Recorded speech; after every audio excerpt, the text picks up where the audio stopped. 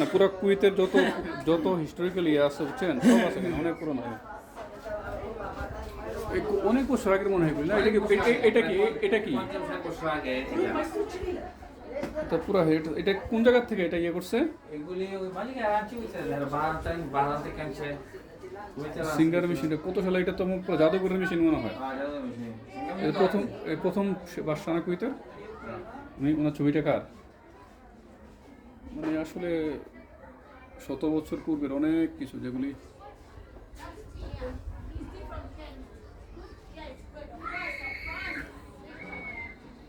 দেখছেন। পেপসির বোতল কত পুরনো হয়?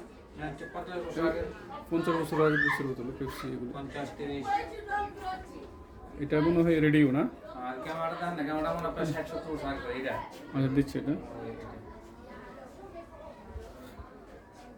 টেলিভিশন, আয়রন, রেডিও মনে হয়। কত জাতের রেডিও, চা কেতলি, যে গ্যাসের চুলা, পেপসি বোতল, সেভেনা বোতল, এই যে পেপসি।